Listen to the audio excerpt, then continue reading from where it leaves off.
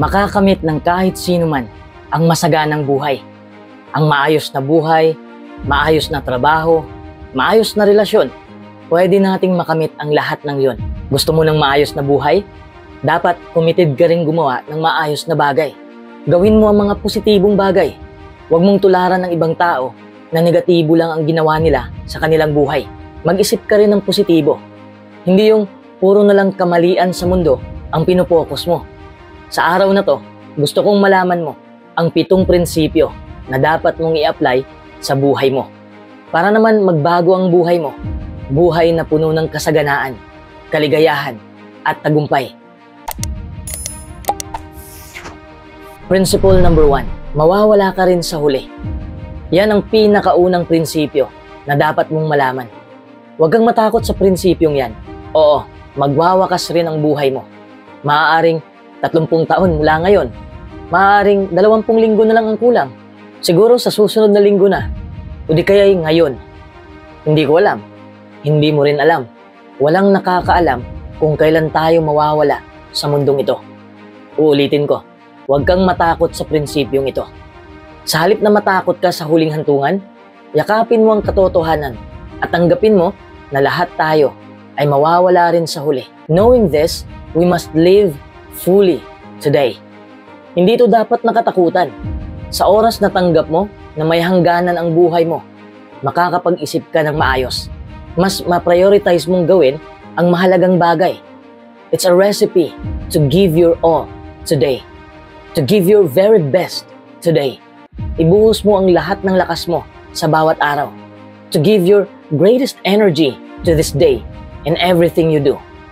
Ibuhos mo lahat ng pagmamahal mo sa iyong pamilya at sa lahat ng tao na masasalubong mo. Ang prinsipyong ito ay nagpapaalala sa atin na dapat mag-focus lang tayo sa sarili natin. Live your best self in each moment. Mamuhay ka ng maayos. Kasi paano kung wala ka na bukas? Hindi mo na makakausap ang mga taong mahal mo. Paano kung ngayon na pala ang huling araw mo? Ano kaya masasabi nila sa'yo? Ano bang mga positibong ginawa mo na iyong maiwan para lang may maalala sila sa'yo? Habang buhay ka pa, pagaanin mo na ang buhay mo. Kailangan mo nang bitawan ang bigat ng pinapasan mo. Alam mo, lahat ng bagay dito sa mundo ay walang kwenta kung wala ka na. Really, none of this stuff matters. The only thing that ever matters is how you made others feel and how you felt in your own heart. Hindi mo naman mahahawakan ang anumang bagay sa hukay mo. Ang mga bagay dito sa mundo ay katulad ng katawan mo. May hangganan. Kapag inilapat natin sa ating buhay ang prinsipyong ito, mas maisip natin ang mga dapat gawin at mga hindi dapat gawin. Makakapag-focus tayo kung ano ang pinakamahalagang bagay at sino yung mga tunay na tao na kailangang bigyan ng pansin. Principle number 2, may kakayahan kang baguhin ang buhay mo. Kung ano ang gusto mong maging gayon ka. Kung gugustuhin mo lang, kung gagawin mo lang. Kung ano ang gusto mong gawin, magagawa mo yan. Kung committed ka lang. Kung ano ang gusto mong makamit, makakamit mo yan kung magpupursige ka lang. Kung may isang tao man, kahit isang tao lang, na natupad ang kanyang pangarap, ibig sabihin na kaya mo ring tuparin ang pangarap mo. Kung kaya nila, kaya mo rin. Hindi ibig sabihin na madali lang, pero hindi ito imposible. Ngayong alam mo na posible pala, gawin mo na. You can work toward it. Gumawa ka ng plano. Learn what needs to be done for you to live your most abundant life.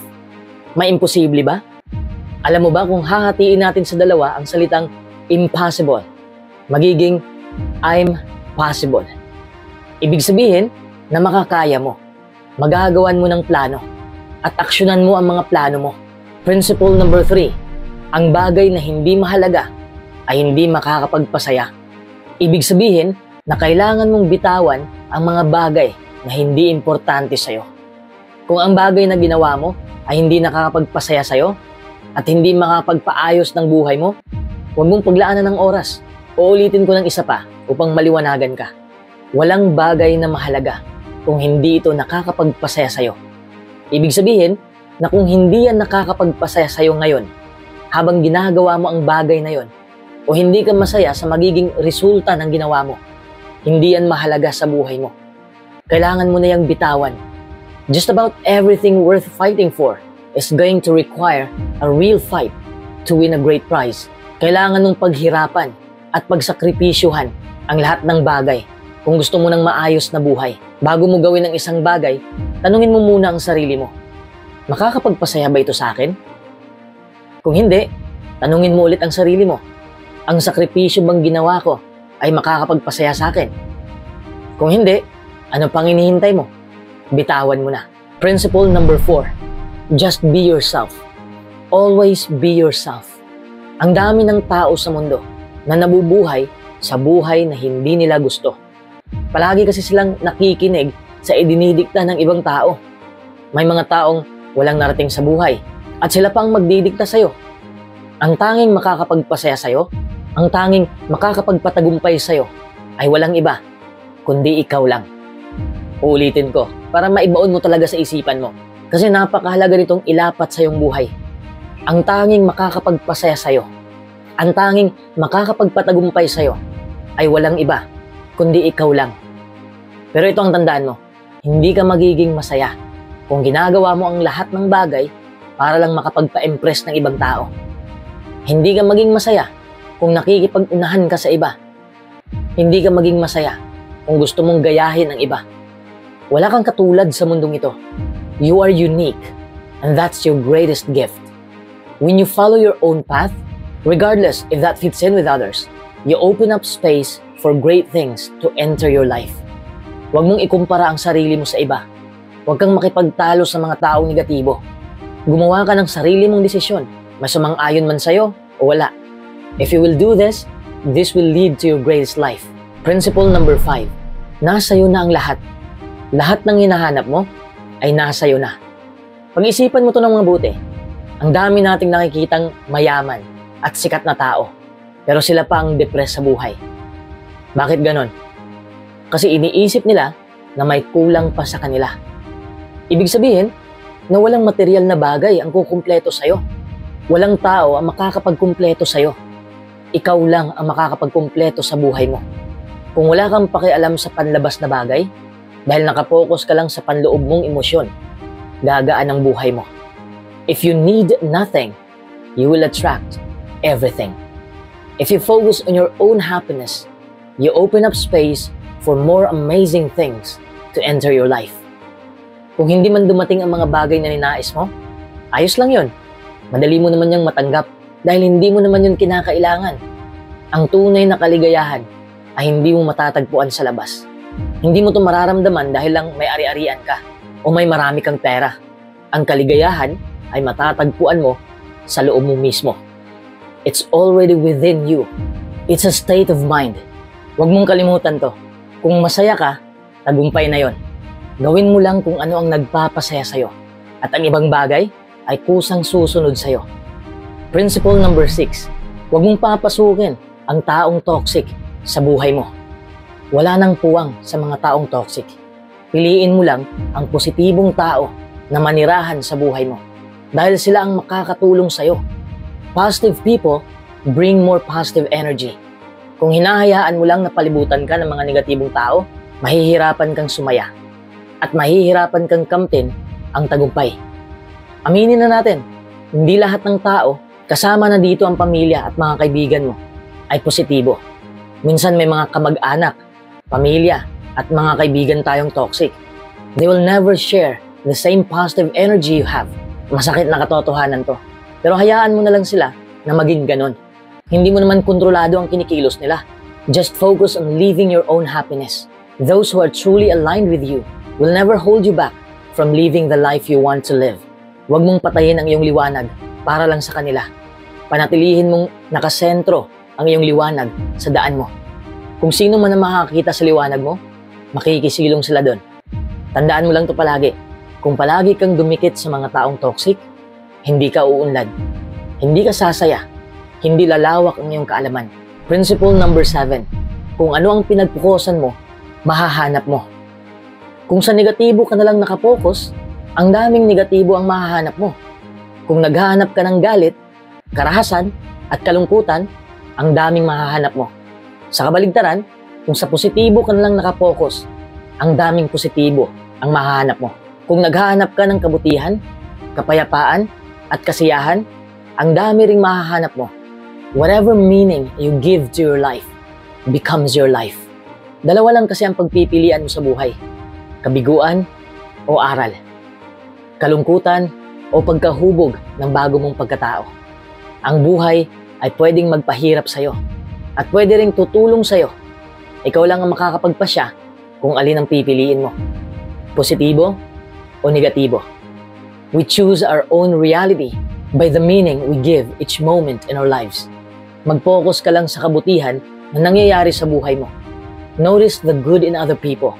Palaging magpasalamat sa mga bagay na nakamit mo na.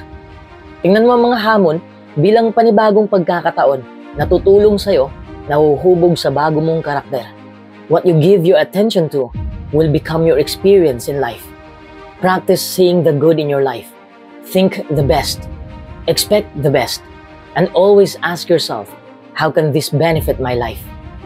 Iwanan mo na ang luma mong pagkatao. Mahalin mo ang tunay mong pagkatao at salubungin mo ang bago mong pagkatao.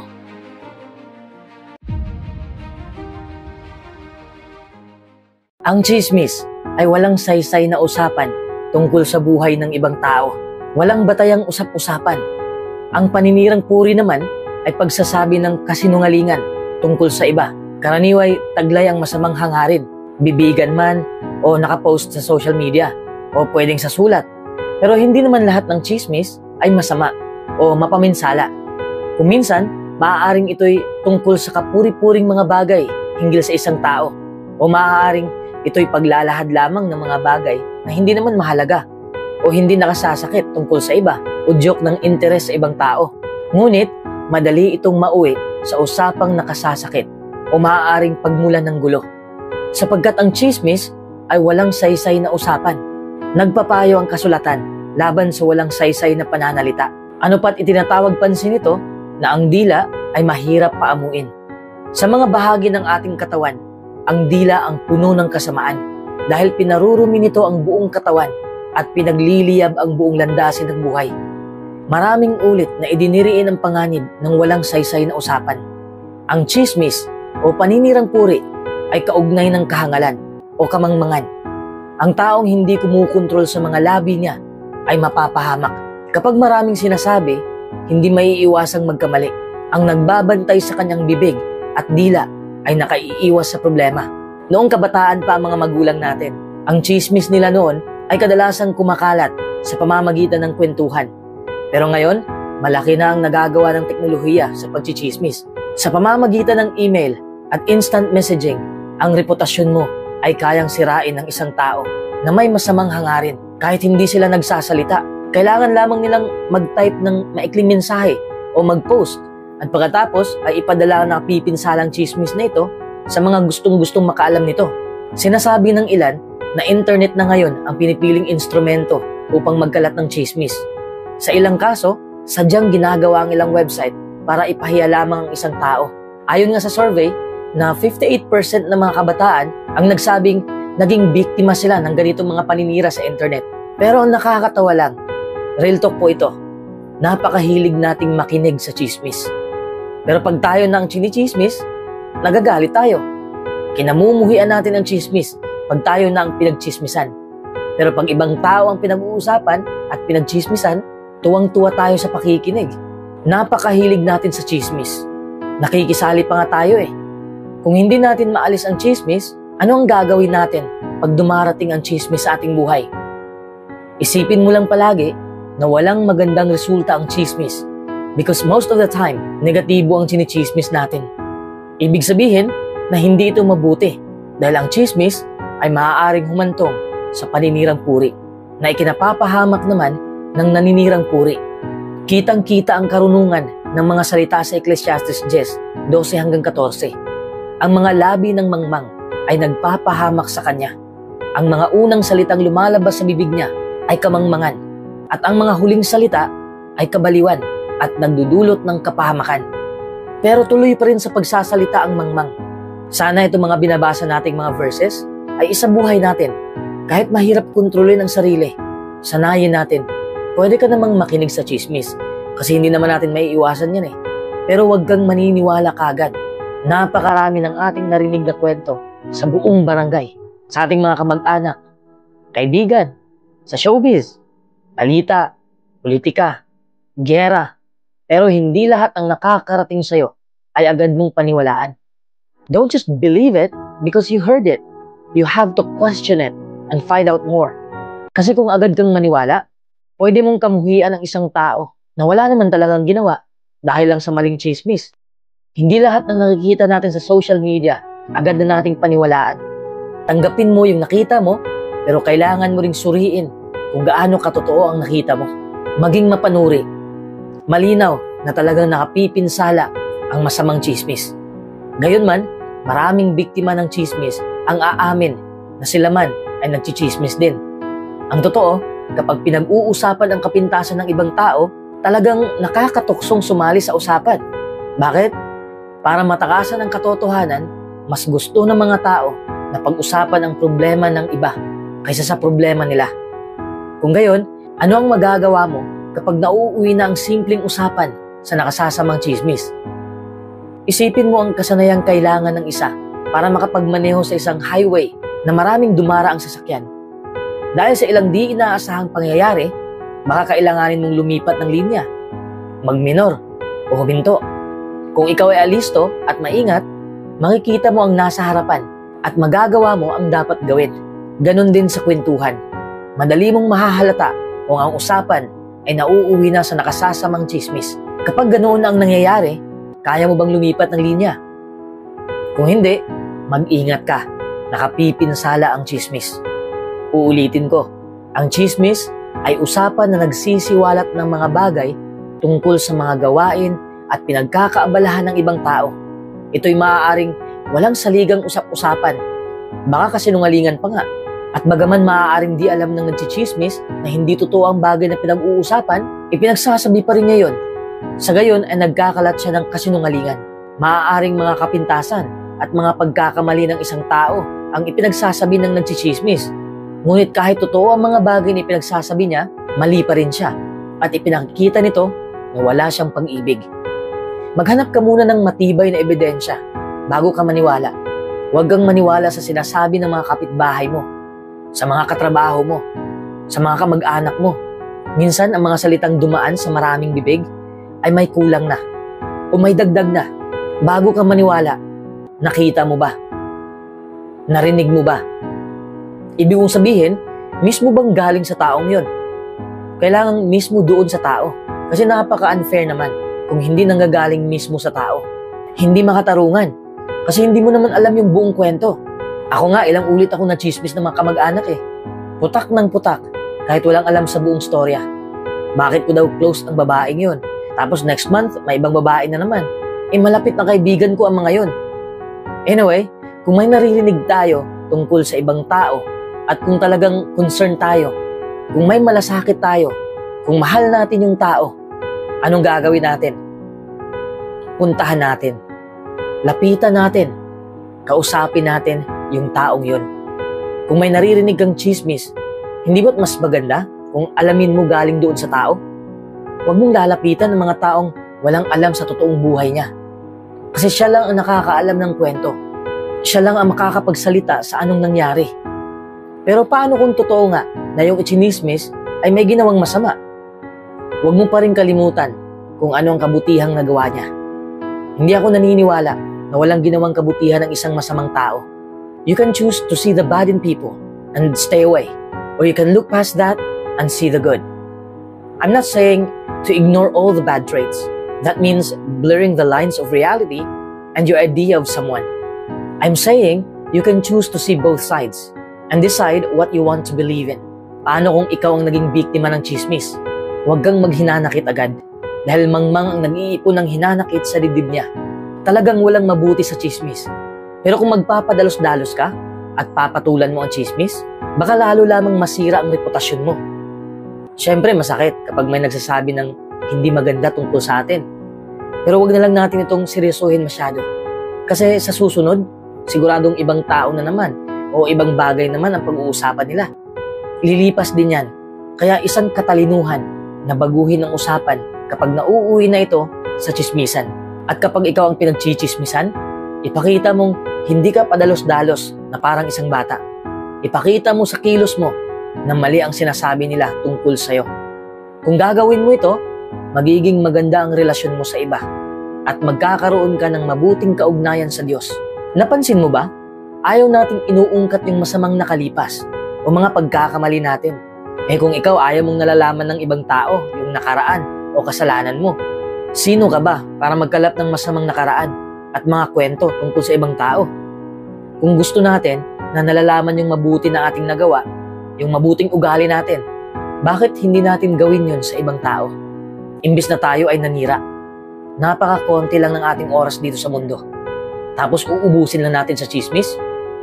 Tanungin mo nga ang sarili mo, nakakatulong ba ang pagkakalap ng chismis sa buhay ko? Kung hindi rin makakabuti sa'yo, kung hindi rin makakapagpabanal sa'yo, huwag mong paglaanan ng oras. Huwag mong aksayahin ang oras sa pakikialam sa buhay ng iba. Maraming mas mahusay na paraan para gamitin ang iyong panahon. Kung hindi nakapagpapatibay ang usapang yan, kahit ang mapagkakatiwalaang impormasyon ay maaari pa ring makapinsala.